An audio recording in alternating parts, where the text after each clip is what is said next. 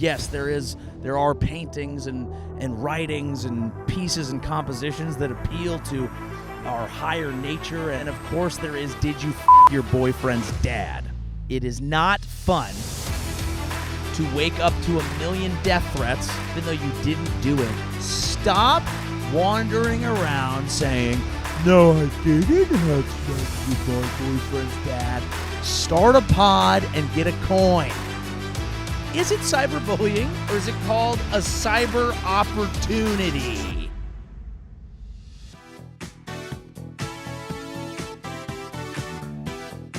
Morning, folks. Welcome to the Joey Show. I'm Joey Avery. Boy, do we have a special program for you today. Yes, we have a lot of world news. We have Trump, Zelensky. We have one of the most embarrassing weeks in Twitter or X history in terms of some of the stories that were promoted on there. But let's first begin by addressing the setting. I recognize not all of you are privileged enough to watch the show on the new YouTube channel or on Spotify. Some of you just listen, so let me paint a picture for you. I'm sitting in what looks like a painted picture. Yes, we have a little bit of greenery behind me. We have some rolling hills exposing a beautiful land that some of us know as the Bay Area. Behind me, I believe we're looking at the undercarriage of Palo Alto, and boy, what an undercarriage it is. We could be in for a beautiful sunset tonight. You'll have to tell me. I'm a gracious host. I'm giving you the view. But I am here just positively posted in a beautiful, beautiful meadow, basically. I'm so relaxed that I barely even want to podcast. This is one of those moments where you want to sit, you want to count blades of grass, you want to think about what it all means, and then you want to stop thinking. But that's what I try to bring to you, when we're on the road, when we're not in the New York studio, a.k.a. the main room of my one-bedroom apartment. I try to bring some beauty to the show so that we can all take a nice little breather. You might be at work right now. I'm taking you on a digital hike. Do you have to pee? Let it rip. Let it rip, brother. All right? You don't have to go to the bathroom at work. Just let one fly. Tell Cheryl in HR she's being a bitch if she won't let you pee on the floor. That's right, Cheryl. We're on a digital hike, you dumb bitch. Trying. I shouldn't scream. I'm going to try and keep, sometimes I get worked up on this show. That's just classic broadcast craft. But sometimes I get a little worked up on the show. But you know what? I'm going to try and be calm. I don't want to disturb the nature and the wilderness. I want to be one with this wilderness. On the drive up here, I passed a Zen center. And I thought, I'll never go there, but I like that it's there. I don't even know, what do you do at a Zen center? Do you just show up and then say, shh, that's enough? I don't know what you do at a place like that. I imagine there's some sort of raking of rocks. That's something that I would like to do, that I would love to engage in. I'd love a good rock rake. That's why I golf. You get to do that in the sand. After swearing and saying a million things that Buddha would not have allowed. But I'm feeling very zen today. I'm feeling happy to be here in California. Is it the greatest state in the nation? Some would say. I would say absolutely, yes. Will what is currently surrounding me burn down? Hard maybe. Let's hope not. Is it good enough to say hopefully not? I can't. What am I? What do I have, a crystal ball? I have no idea. And that is one of the downsides, is that it catches on fire. But that's everyone else's fault. That's not our fault. Or either that or we're supposed to rake the leaves. I don't know, guys. I'm not I know many comedians and political commentators are, but I'm not going to sit here and pretend to be a wildlife or nature restoration expert. I will sit here and tell you that this is thick grass, and if a snake shows up, this will be the last episode of the podcast because that. But I risk it for the 12. I risk it for the 12. I'm very happy to be here. I come back home, and I get a nice deep breath. California can provide that. I live in New York right now, not for a deep breath. I live in New York for no breath at all. When I live in New York, I want to be walking around going, ah! And that's, see, now I've scared the animals again.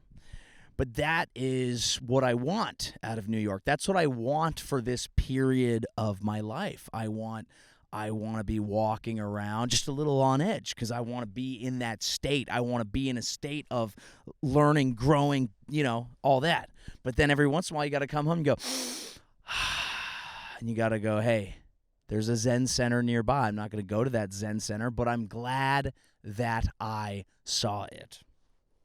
There's some nice roads that I get to take to get up to this beautiful vista. I remember driving them in high school. You have like a girlfriend in high school that's like, take me up these roads. And I remember being like, I'm going to be a cool car guy, and then driving faster than I should have. And honestly faster than I was comfortable with. But, this is like peak Fast and Furious. We're racing for pink slips and that pink slipping, but I'm just kidding. But I would race, and I would just, because you'd want to show off and you'd want to be like, yeah, I got this. And then you'd get somewhere like this, and then you'd be like, just so that we can chill and be like connected and shit. Then you get in the car, and it's nice. It's fun. Okay. There's some beautiful, beautiful roads out here, but I come here to disconnect, to think about the past, to think about the future, to not think, to set things down.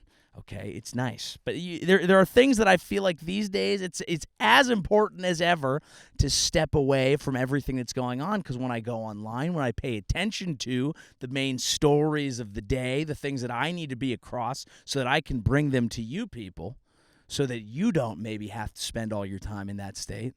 You can come here once a week. We can take a nice digital hike together. I can fill you in on what's going on. But you don't have to live in that all the time. If you missed the internet last week, there was a story, and maybe you could say this is about a little over a week ago, but I didn't want to talk about it at the time because the story is gross, and it made me feel very bad. Okay.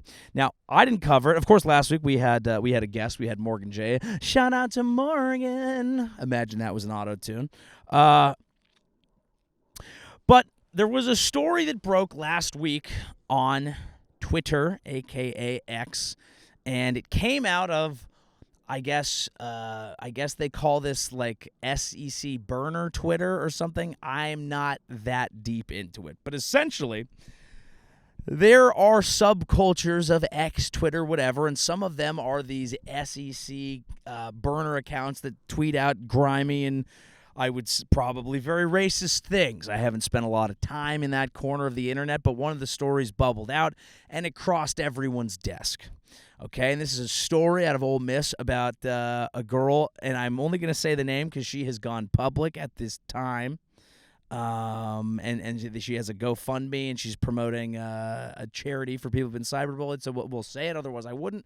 Mary Kate Cornett. And the story came out that this lady, okay, this gal, had apparently, allegedly, and now reporting would say incorrectly, slept with her boyfriend's father. Now, this made the rounds online very quickly, because this is a juicy story. I mean, we know the sick side of humanity. We've watched Jerry Springer. We've logged into the internet. We watch reality TV. We understand that we don't always appeal to our better angels. Yes, there is art hanging in the Louvre. Yes, there are paintings and writings and pieces and compositions that appeal to our higher nature and are wondering if the human spirit is in connection with the divine. And then, of course, there is, did you fuck your boyfriend's dad? And if the answer is yes, people are interested in tweeting about it. Now, I didn't cover it at the time because it was the number one story on X. It was everywhere. Everyone's tweeting about it.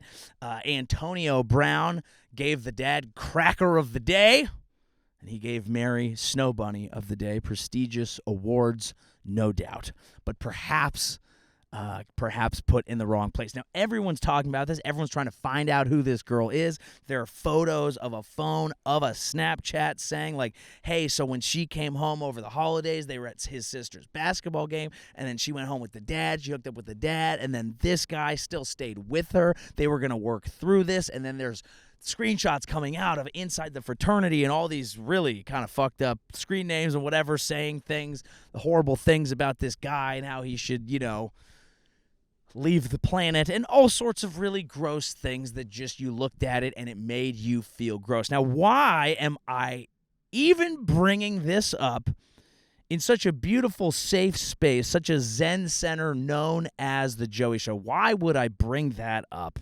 now? Because I didn't talk about it at the time for a reason. Now, it was everywhere online. I couldn't escape the story, but it made me feel yucky, so I said no.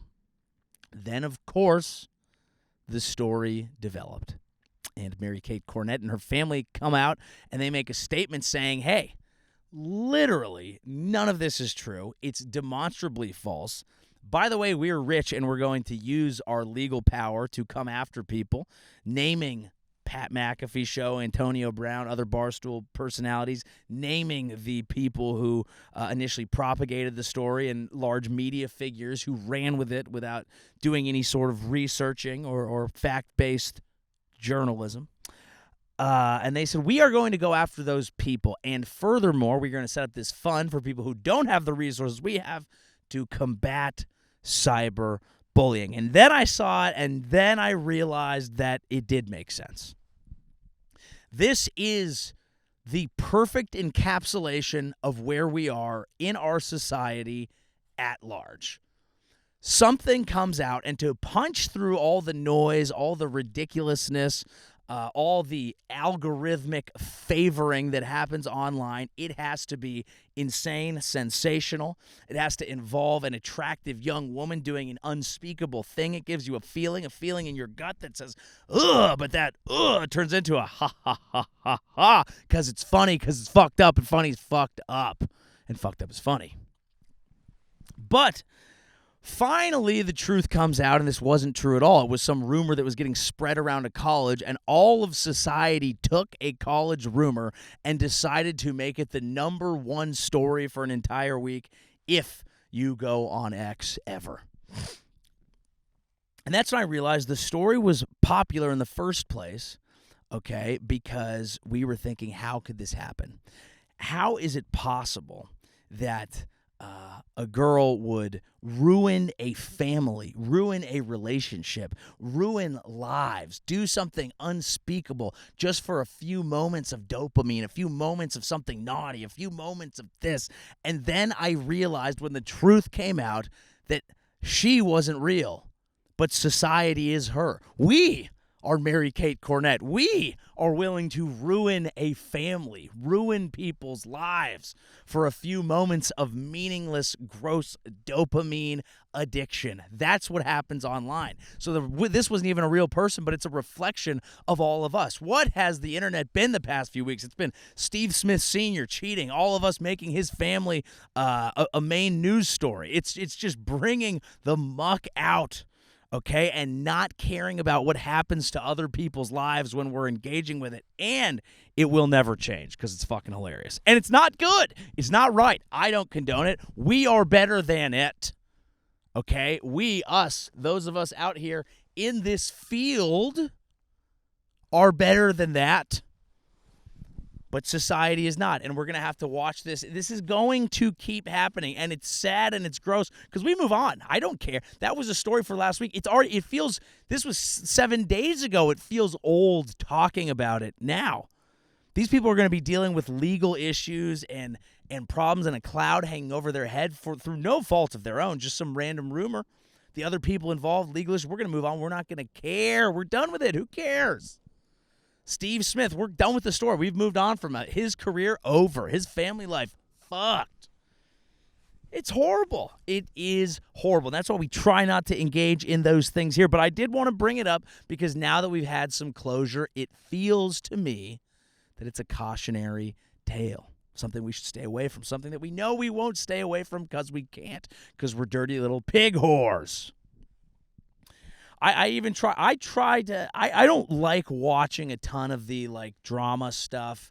For example, I watched the Gabby Petito documentary. I didn't really follow that story at the time. And I recognize, by the way, that SEC drama is a little different than the murder of a lady. But I did watch it because it felt like, hey, this is #1 trending on Netflix. We should jump in. We should dive in. Takeaway #1. Documentaries are going to be great in the era where everyone's vlogging. There is nothing I like more than watching someone set up a camera, try and deliver a few takes, and go, fuck, that sucks. Yeah. It's not that easy, is it? Not that easy to come out here into the field and scream at the coyotes and the snakes. It's not that easy, is it? And now I realize that it might sound like I'm taunting a woman whose life was taken from her too young. Now, that is not what I mean to do. I treat everyone the same. Whether they're with us or not. Not that easy to vlog in the van. Okay, second takeaway from that. I mean, look, Brian's the biggest piece of shit. He's an obvious liar. He's horrible. He killed her. Yes. He's had problems forever. The guy was weird. Every time he talked, it looked like he was in a mushroom trip. You know, she would just be like, oh, there's Brian. Aren't you so hot? He'd be like, oh, yeah, hot. Weirdo. Not surprised he did that. Sick, weird creep. Okay. I had trouble with the documentary because I didn't like any of the characters. I realized they're people. Nothing bad should have happened to her. I didn't enjoy any humans in that doc. I didn't like them. Didn't like the crew. Tough hang. The lot of them. But I think this might go under the radar a bit, that the actual villain, the real villain in the whole Gabby Petito story is Brian Laundrie's mom. Yeah, I know they highlight this in the doc. This isn't groundbreaking journalism to say that she sucked. I think she's the worst character in the whole thing because she, not only did she clean up Brian's laundry, if you will, she created it. She created that monster by being obsessed with him. She was obsessed with her son, and it turned him into a weirdo. She's writing him this thing. If you're in jail, I'll bake you a cake with a file. Hey, bitch, what do you think this is? A fucking Looney Tunes? That's not how you sneak out of jail anymore, you idiot. You got to put a gun in your ass. She said she would help him bury a body, all this, whatever. The main thing really was her obsession with him. She was a pear-shaped disaster. She was a freakazoid, and she still walks among us.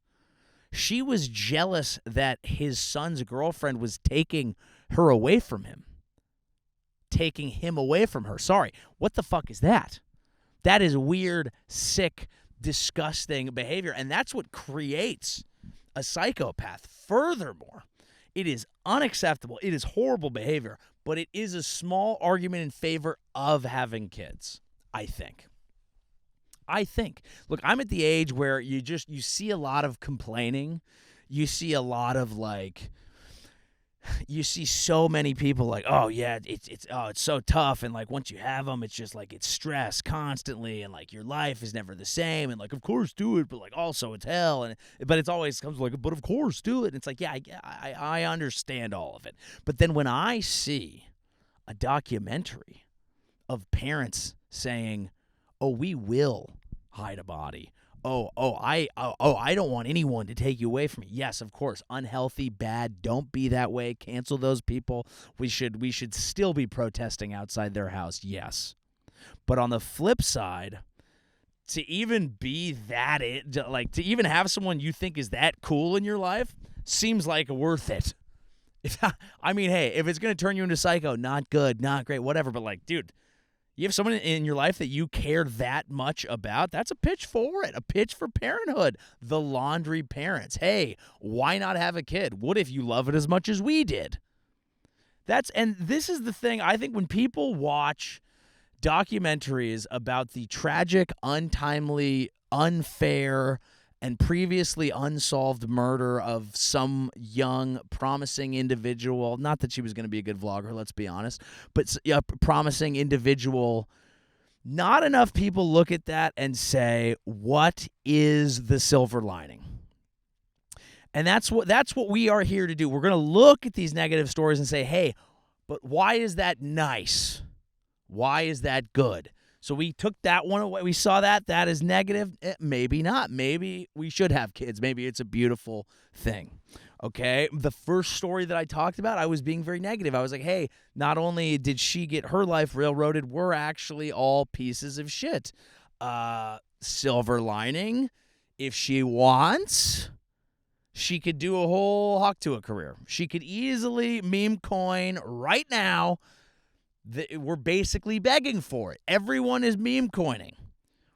She should be allowed. If they're gonna ruin her life and her boyfriend's dad's life, they should be allowed to financially ruin the lives of several thousand other Americans. So now she's been presented with an opportunity. She has a name. Do you know how hard it is to get name brand recognition? Start a podcast, you dumb, lazy bitch. Stop wandering around saying, no, I didn't have sex with my boyfriend's dad. Start a pod and get a coin. I'm sitting out here in a field. I've been doing comedy for 13 years. You know how hard it is to get name brand recognition? All right? Listen, Mary Kate, okay? You're not going to be able to do crowd work clips like me. You simply are not going to be able to extract the type of gold that Papa gets just by asking people, what did they do for work? That's not in you. And that's fine. It's not supposed to be. But you've been given an opportunity. Yes. Were you going to be some unpaid intern like McKinsey or something?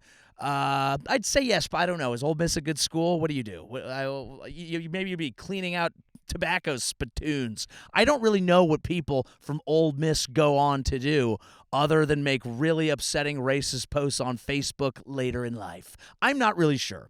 That's okay. You have an opportunity. You have NBR, name brand recognition, okay? And you can turn that into a digital currency right now if you would stop being lazy and trying to help other victims of cyberbullying. Is it cyberbullying, Mary Kate, or is it called a cyber opportunity? Make money. Sex sells. Sell something. Again, I'm sorry this happened to you. I'm sure that it is not fun to wake up to 1 million death threats and people alleging the grossest thing ever, something that is so fucked up that even though you didn't do it, it still might ruin your relationship. I recognize that that is not nice, but I'm simply telling you right now that I could get you in touch with people at CAA and I can get you a career out of the box, ready to go right now. And the way things are going, sweetheart, this is a direct pipeline to the White House. I'm not kidding. We'll cover this at the end. If anything happens, I think as I'm taping this, Trump is speaking. We can cover that later if we need to. If nothing happens or if it's just normal shit, whatever. It doesn't matter. I know Melania is having a representative there who has been cyberbullied. If I turn on my TV and it's not fucking you, MKC, we're going to have a problem. We're going to have a problem. Again, I am on your side. I think it is disgusting the way that society operates. But I'm also trying to help you operate in society, if you know what I mean. I will represent you. I will represent you, sweetheart. I'm not going to call you sweetheart. The entire world's been sexualizing you. So let's just call you what you are, a business lady, and let's make some goddamn money. Okay? Speaking of the White House, Trump had Zelensky in there. Did not go well, folks. That's my analysis. Everyone's entitled to their own opinion. I just watched that, and I guess I'm doing it as a sports announcer, and I go, that one was a bit outside.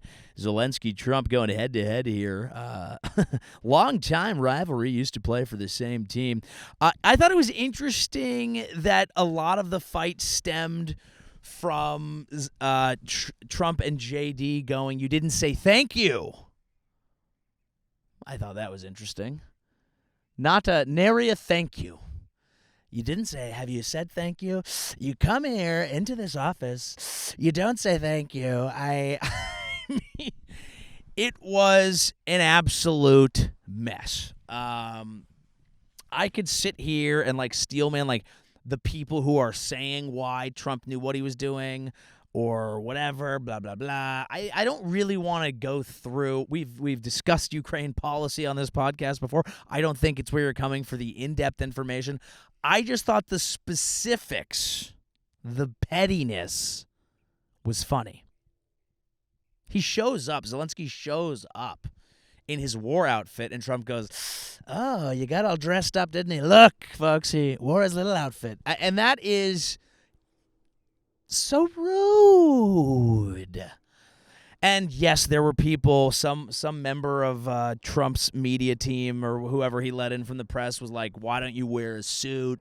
It's disrespectful to not wear a suit." Of course, that guy didn't care when Elon was in there with a hat and whatever. But mainly as a guy who's not tall, sometimes we need a fun fucking outfit, bruh. Seriously. Okay, Zelensky's 5'7". Am I 5'7"? No. I'm not fucking 5'7", dude. I'm 5'9". All right? And every fucking bit of it. And I need that. Okay? But sometimes when you're smaller, you need a fun fit. You really do. You do. And I realize, again, war is serious. There's a reason he wears a wartime outfit. It's solidarity. I understand that. I'm not trying to be extra dismissive, but I'm trying to relate. Suits are a little bit better on a tall guy. Suits are a bit better on a tall guy. You're my height. Sometimes you want to bring a little oomph. Sometimes you got to come fucking sideways, okay? You're a knuckleballer. You're Tim Wakefield, all right? You're not coming in there throwing heat all the time. You got to hit him with a little change-up. I think his outfit looks fucking great. Monochromatic fit, dude. We're matching. Mandarin collar. Monochromatic Mandarin. This is a 2025 outfit. And it expresses solidarity, and he is at war. He has to wear some suit for you. Fuck off. I don't believe in that. I don't believe in that. I think suits are overrated. I actually do. Okay? I think Arabs have nice fits. I'll come out and say it. Happy Ramadan. Happy Ramadan. They have nice outfits. Mandarin collar, dude. Like drapey, flossy. Okay? And if you wore a suit in their country, they'd be like, "Hey, how come you're not wearing our outfit?" It's all a little bit ridiculous. Now, the funny thing is, of course, there are major disagreements happening between the Zelensky team and the Trump team. I think we are couching a lot of just personal pettiness as a disagreement, and that's what we're doing, is taking the fact that they're beefing and then trying to have a nice policy justification instead of the fact that the boys ain't getting on. But I thought it was interesting that one of the sticking points in the fight ended up being over a thank you, because Trump and Vance were like, "Have you said thank you once?"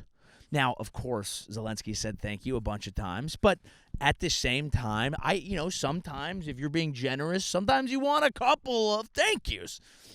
I've taken a few people out to lunch. Sometimes you want a little extra thank you.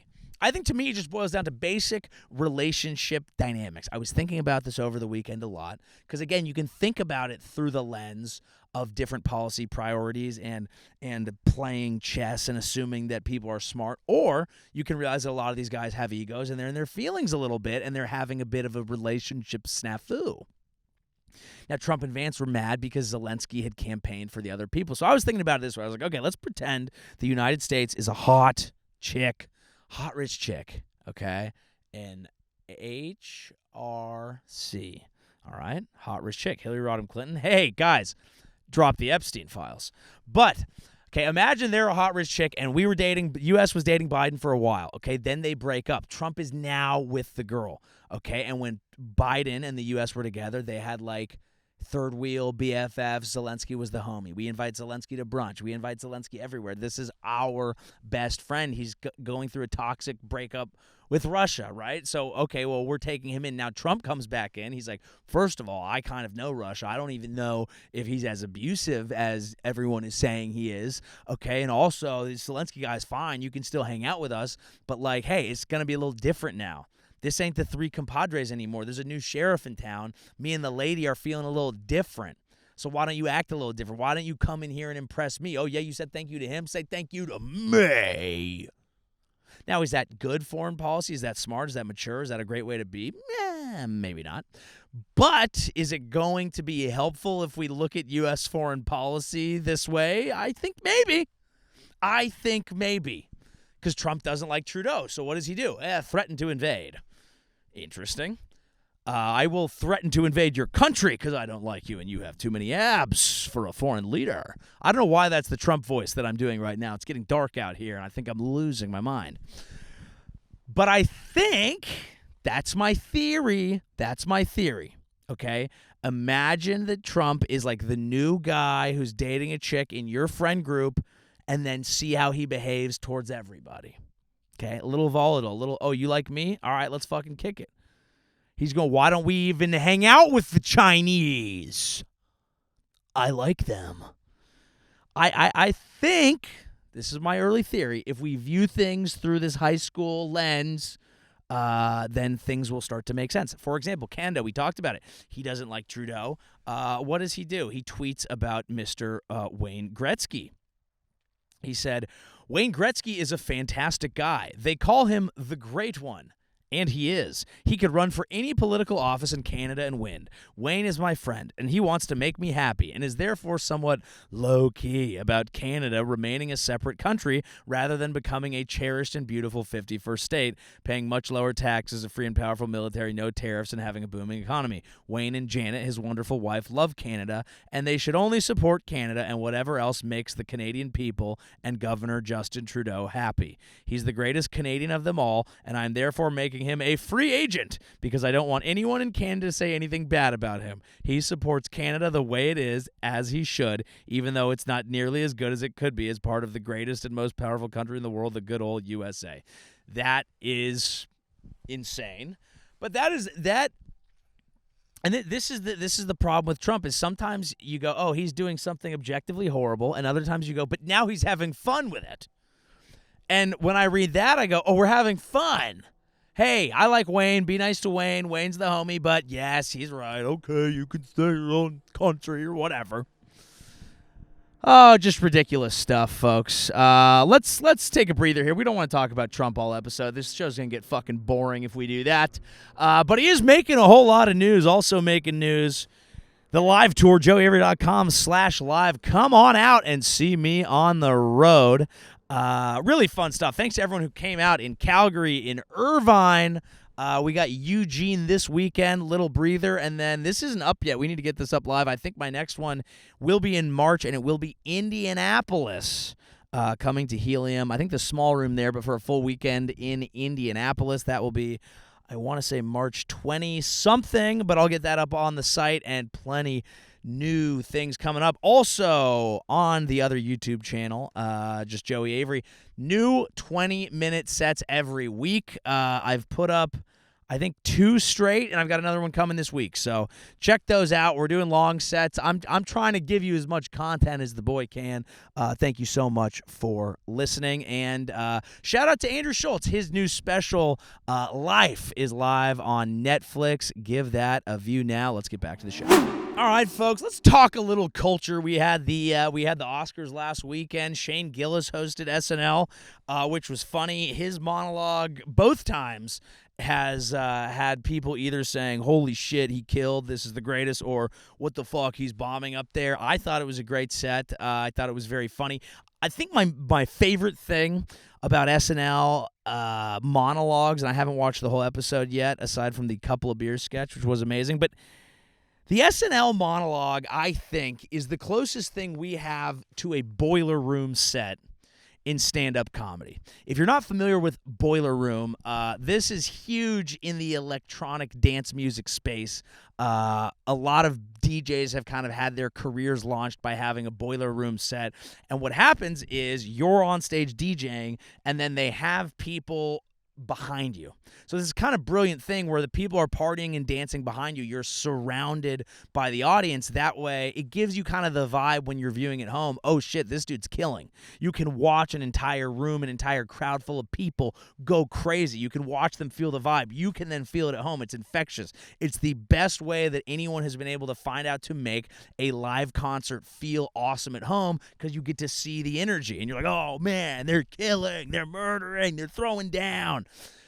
I always wondered if it was possible to do that for stand-up comedy. Now, as the man who stands on stage, I can confidently tell you the answer is no, because the last thing you want is to look at the individual faces of a lot of you fucking nitwits sitting in the crowd. Respectfully, I love my fans. But sometimes I'm going through footage and I'm just going, I'm killing for 80% of this room, but these two people who are mean mugging right now are ruining this entire set, this entire look, which is why on stage you want it dark so you can't see all that. Now, SNL monologue is the boiler room set of comedy because you get to see the band behind the person. Now, when I say that, and I talked about how effective the boiler room set was, SNL often has the opposite effect. The band did not like Shane's set, I don't think. They might not be his target demo. But watching a comedian perform and then having professionals who have a completely different job just react behind them is the most insane way to give out stand-up comedy. When it works, it's great. When you see him laughing at a Chappelle or whatever, it's great. But watching this, I was just like, this is like Boiler Room, but the opposite. It's having the reverse effect, but holy shit, is it entertaining. And shout out to Shane for getting a Shelby Foot History Channel reference in there. True proof that you can do whatever. You can do whatever as long as you explain it correctly on stage. Oscars happened. Boy, it's kind of I like to watch it, but boy, kind of a tough hang, right? Long. Now, I thought Conan did a great job, and I thought his joke that if you're still viewing this, you have Stockholm System was a great joke. But, boy, I always get excited because it's like it's a thing, right? Like, I'm very into the thing that's the thing. I want to be watching the thing. Oh, what's the show that everyone's watching? This is the thing? All right, let's watch the thing. And then if I'm not watching it, I lash out, and I say, I'm not into that. It's a waste of time. I'm not watching that. No. But a lot of times you get together for like a group viewing event like the Oscars, and you get together, and I went to a party, and we're all dressed up. We were dressed as different characters from the year. It's so exciting. And then you're like, whoa, boy, this content, a lot of it is pretty dry. Like at some point you finally get happy that Adrian Brody's going on for a long time because you're like, finally something that made me feel something, even if that something was anger. Great example of how to start saying something that made some sense and then just turn everyone against you. I wonder really how long, I wonder if in my lifetime these things are going to continue to mean something. I mean, like, I can't imagine the Oscars are going to go anywhere, but like, are younger kids watching that? When you could be just watching on your phone, do you sit and watch a 3.5 hour thing where they're like, award for best foot makeup in a 1.5 hour animated Italian short goes to Pecorino, the film about cheese. I would watch that, by the way. I would love to watch a 1.5 hour digital animated Italian short called Pecorino. What about the cheese? A really good time. I'd grate it an A. I would watch that. I'm getting into, I'm actually, haters be damned. I am getting into my culinary arc a little bit. I don't have a lot of holes in my game, frankly. I work hard. I'm fun. I'm a giving lover. I care, but I'm not annoying. There's a lot to love. But, people have said you're not a top-tier Michelin star rated chef. This has been said to me. Now, I'm not a fucking demon. I'm not like a normal comedian who's like, I put the Totino's pizza rolls in and I eat that for dinner every night. That's my impression of the average male comedian. Dirty, filthy, lazy, eating Totino's for dinner. Disgusting group. I'm not that, okay? I cook for myself. I shop. I buy healthy food. I pull out the plastics. But I've been a little in my time. I've been a little locked in. I'm a nasty scramble, stir fry, salad. I'm kind of a slap chop guy. Chop it up, mix it in, cook it with some hot sauce. Sure, that's not subtle, but does it bang? Also, yes. Am I both those things? Triple yes. But I've recently decided that it might be cool to add a little trick to the bag, to start cooking a little bit. So I start watching some cooking shows. I'm starting to learn the flavors, how they interact. I go into grocery stores now. I look at things. This is really nice. I'm a big, like when I do chores, I usually just put in a podcast and zone out, because the thought of actually donating my real time and effort and focus on a challenge that is simply beneath my level of intellect grates me. So I really try to throw in podcasts at all times, which I realize is not very Zen center. I realize it's not connected. I realize there are lessons in every avenue of life, and if we blind ourselves to them, then we're the only ones robbing ourselves of that magical experience, even if that magical experience is the mundane. I understand all this. I'm not a fucking idiot. But I've started going into stores, and I'll start with a pod. Let's be honest. I'll start with a pod, okay? And then when I'm buying the normal things, okay, I got some olive oil, and you got to get some of this, some of that. Yeah, fine. But then when Daddy comes to the butcher counter, or I'm looking at some of the fresh produce, and I'm kind of smelling garlic, things like that, huffing down the herbs. Just kind of observing things, being present in the moment. I've started locking in. I start pulling out the pod. I start immersing myself in the culinary experience. Yes, am I at some random small shop in a Lower East Side market? Sure. Am I pretending that I am like a mother of 15 walking through a Moroccan bazaar smelling herbs and spices and wondering if there's a good deal on snake meat to bring back to my hungry triplets? That is kind of what I've started locking into. And I've realized that as I indulge in the cooking and food shows and this whole culinary arc that I'm on, it's beautiful. By the way, I haven't learned how to cook shit, but it's beautiful, and it's like a connected experience, and it allows you to be a romantic, self-indulgent prick, but it gives you a canvas that you can use for that. And that's the most important thing. Because if I'm just walking around being like, you ever think about how like life is like meaningful and like the past centuries or whatever, people are like, what is wrong with you? What am I listening to, a fucking book on tape? Would you read one passage of a book? You look at one painting, you think you can lecture all of us on life? But if I filter all of that through like balsamic vinegar, then all of a sudden it's like super cool and relatable and just connected. And so now I'm going to use this as a means to wedge my most pretentious thoughts and vibes down people's throats, literally and figuratively, in a way that we will all accept. And this is a genuinely great way to be. This is why I love the Anthony Bourdains of the world, because he used food as a way to sneak in a full philosophy. What am I gonna watch a show? Is there a TV network called Philosophy Channel? Not that I'm aware of. It's called the Food Network, fuckface.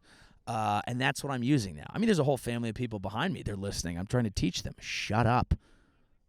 I'm gonna fucking get this chick if she doesn't leave. That's not the point. Don't say that. That's not a nice thing to say. All right, folks, we are back. Had to take a little break there. There were some folks standing right behind the camera, and I wasn't sure if they would understand the things that I was saying about the beautiful culinary arc. But it is fun. I like food content. I'm enjoying getting into it. It does seem like it's the right age. It's the right age, mid-30s. Like I need to be, and I'm going to be, the type of person that has some cooking books out. You want to have the Wine Spectator. You want people to know that you are you're open to the finer things. And no, we don't indulge all the time, of course. We're on this this diet that helps keep us healthy, but we really like to indulge, and we have a Cabernet from time to time. This is what, if you have good taste, then your douchiness comes off as class. This is what we seek, and you need to find levels of douche that are appropriate with where you are in your life. Is I think what it is. You can't be beer pong guy forever. You can't. Post Malone's having a pretty good run at it, to be honest, but like that's not my aura. Like, I've been beer pong guy, and I've been great, and I'm a great version of that. But at some point, we're gonna need to be douchey wine and cheese guy, and the transformation is on the way. I'll keep you guys posted on that. If I come across any good shortcuts, just things to say. I think people are getting into what temperature oils need to be at. That's probably a fun one. You can throw at people, and they'll go like, "Oh, actually, yeah, I should be paying attention to the oil temperatures," and that'll be a fun thing. I'll keep you guys posted so that even if you're not on a culinary arc, you can kind of pretend. And that's really all that you need to care about. Boy, it's nice out there. Are you enjoying the sunset, folks who are watching? I'm not. It's really nice when I look back at it. That's what she said. One question I have that has escaped me, and you don't have to be a food scientist to help me with this one. Why, for the love of God, is there no good burritos in all of New York City? It's a serious question. Look, I am from California. Northern California has great burritos. San Francisco has incredible burritos. San Diego, my God, it's like, the American Mecca for burritos, okay? I had a good burrito in fucking Spokane, all right? Every burrito I've had in New York has been ass. The Mexican food in New York is a problem. Not now high quality. I've been to some high, this chef's in from Mexico City. Amazing, awesome. The elevated stuff, all great. This mezcal has been hand smoked by an abuelita. They know how to do all that. But the classic burrito, I have not been able to find in New York. I have had so many bad ones. And look, I'm a gringo. Let's call a spade a spade. I'm looking you in the eye. I'm a goddamn gringo, okay? That's fine. That's fair. I'm not necessarily the most qualified burrito man, but I can tell you I have looked self-respecting Mexicans in the eye in New York while they filled up a burrito with 99% rice, and there was a look in their eye that said, "Help me." I don't know what's happening. Someone needs to explain it to me because it's not right. Okay, and it's not like I'm standing across from me, and it's fucking me making the burrito, and I'm like, okay, fucking Chad, of course you don't. No, self-respecting Mexicans filling it up with 99% rice, and I'm going, what has the cold done to you, dog? Okay, I don't know. If you have one, let me know. Let me know. But it doesn't. I know everyone in New York, everything's the best in New York. It's the fucking water. Not that water, okay? Not the agua. The agua is not nice. We'll figure it out. It's it's nice to be here. It is nice to get outside. I hope you were able to enjoy this digital hike. Maybe you're in an indoor location. That's okay. I want you to take a nice deep breath in and out. We're drinking it in out here. It is nice to be in California. I love it here. It's a beautiful land. People say it's communist China. I don't believe that is the case. People just they're talking a lot about politics when sometimes you need to be talking about life. Okay, we discuss politics on this show. It's important. A lot's going on. Trump is threatening to remove federal funding from any school that allows protests and send those people back to their country. I'm not laughing because it's funny. I'm laughing because it's comically bad. That is not America. Okay? Just because we don't like people doesn't mean we can do that. That's not nice, Donald. But it's not all politics all the time. I found this interesting. Joe Rogan had Bill Murray on, and they talked about how it doesn't need to be all politics all the time. And they talked a lot about Hunter S. Thompson and how he covered politics and how he was the best and how insightful he was. And the irony never seemed to strike Rogan that he'd had Elon Musk on the day before and sucked his dick and co-signed every single thing that he's doing. But that's fine. That's neither here nor there, because not everything is politics. When California comes up, people immediately go to like, oh, yeah, Gavin Newsom. Look behind me. Look behind me. Are you really enjoying Tennessee? Look behind me. You really enjoying North Carolina? Look behind me. It's nice here. There's nice a lot of places. I'm just a homer. I love it here. That's tough to beat for me, folks. It really is. And I'm talking about my dick. Just kidding, ladies and gentlemen. I did see one interesting story. Let's do a little obscure news here before we bounce. Now, this is from the South China Morning Post. I'm an avid reader. Right to left. China firm withdraws crazy marriage deadline plan to fire single divorced staff. So a company in China, they were like, hey, we want to get something done. The Shuntian Chemical Group in eastern China's Shandong province, which employs more than 1,200 people, announced a policy that vowed to boost the company's marriage rate in January.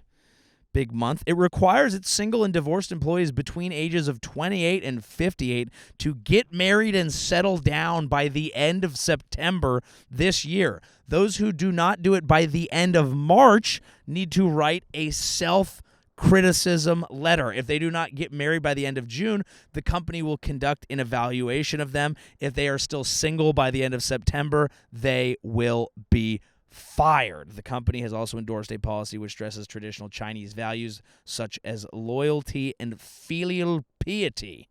I got a piety, you can filial. What does that even mean? Filial. I got to look that up. I'm sorry to get distracted on one word, but this is how my brain works, and I need to know what filial piety is. Filial piety. Shao, or filial piety, is an attitude of respect for parents and ancestors in societies influenced by Confucian thought. Okay, so this is in service to one's parents. Brian Laundrie had that on lock. Filial, denoting the generation or generations after the parental generation. Okay, interesting. That's very interesting. They had to remove this policy. There was a lot of backlash. I think this is the problem with saying, hey, we have one goal, let's just fix it, and then not thinking about the external consequences of going swiftly and directly at that specific goal instead of thinking about the fact that sometimes life is more complex than just saying government bad, Ukraine bad, figure it out. That would be my thought, is sometimes we do single factor thinking instead of thinking about things largely. Now, that being said, there's some things to like about this policy. Less weird sexual tension around the office, although increased sexual tension between now and September. Why don't you have some company mixers? Okay, you want people to get married at your chemical company. Why don't you excuse the married people, have the other people go to some sort of company event? People hook up at these things. That's what you should do. Get everyone drunk. So here's an idea. You got a bunch of Chinese women. Send them to San Francisco. There's a bunch of white guys who will marry them right away. Now, are those white guys the hottest guys? No. But will they marry these Chinese women immediately? 100%. These are we trying to fix the problem or not? I think my favorite part of the entire story is the self-criticism letter. Like, is that what single people who are looking to get married need to do? Be more self-critical? Think it's more their fault? I think that's a horrible idea. These people they don't need to sit in a room and be like, what's wrong with me? Why aren't I married? My fucking manager thinks I should be. They need someone gassing them up, dude. They need like a McConaughey in their corner like, come on now, brother, you got this. Can't really do McConaughey right now. You know, all right. Green means go, yellow means pussy. You know, I don't know. There are a lot of things that I could see working here, but you need to gas people up. You don't need to. The idea that people aren't married because they haven't criticized themselves enough is incorrect. It does track with some of the parenting that I saw from friends of mine that I went to high school with whose parents came from China. There were self-criticism was largely involved in that. But I don't think look, they backed off the policy, understood. I just want to know, like, when they stopped the policy, what was the team meeting? What was the team meeting at this event where they were like, you know what, you're right. We're actually, okay, fine. We got your emails. The whole forcing you to get married thing isn't going to work. But back to work at the Chinese chemical company. Back to making COVID. What are we doing, folks? I am a firm believer that no one on the planet can help guide your dick or pussy where it truly needs to go. Okay, that you have to do that yourself. You can't. Your boss can't tell you. Your friends can't tell you. Your family can't tell you. They can guide you. They can offer support. They can offer wisdom. But you got to look deep within yourself. You got to do. I'm not going to say a self-criticism. I'm going to say a self-reflection and maybe a bit of a self-gas up. Maybe you need to be your own wingman. If you are a single person, maybe a single person working at a Chinese chemical company who listens to this show, and a lot of them I know do. I think you need to look within yourself and don't say what's wrong with me. Say, hey, what's right with me? What a catch I am. Maybe I'm not married because I'm too good right now, but I will find the right person. And you should raise your standards. But you should go out and meet them. Okay? Raise your standard of who you should be with, but go out and get it. That's what I believe. Unless, of course, you do suck, which is possible, which happens. You might be listening to this program and you might be saying, hey, I suck. And to you, I would say that's okay. We can work on that.